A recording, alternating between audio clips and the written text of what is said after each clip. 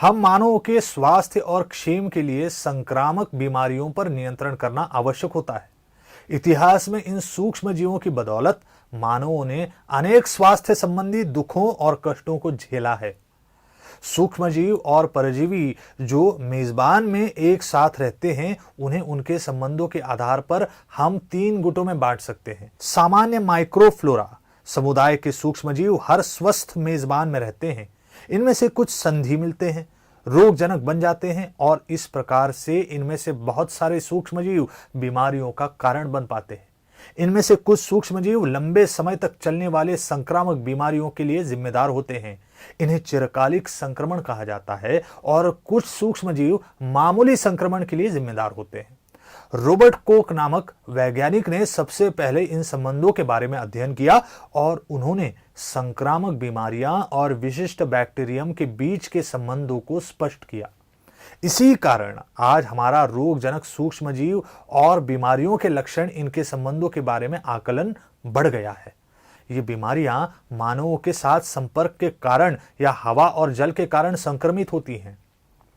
ये अन्न और मिट्टी द्वारा भी जनित होती है। कुछ यौन संपर्क से फैलती हैं। कुछ बीमारियां रोग वाहकों से जनित होती हैं और कुछ बीमारियां प्राणियों के साथ संपर्क से फैलती है।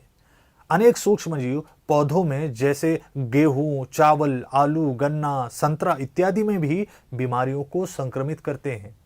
इन बीमारियां फैलाने वाले सूक्ष्मजीवों के कारण कृषि उत्पादन पर बहुत परिणाम होता है। अन्न में विष बाधा, जिन्हें अन्न से जनित बीमारियां कहा जाता है, इस प्रकार की बीमारियां बासी या खराब खाना खाने से होती है। अन्न में विष बाधा का मुख्य कारण रोग फैलाने वाले जीवाणु जैसे बैक्टीरिया, कवक और परजीवी और उनके द्वारा निर्माण होने वाला विष होता है। ये विष अन्न को किसी भी तरीके से बाधित कर सकता है।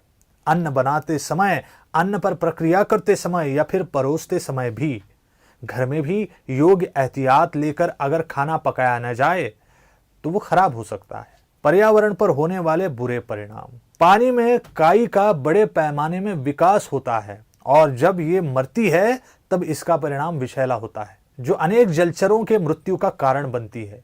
ये थी सूक्ष्म जीवों की दुनिया।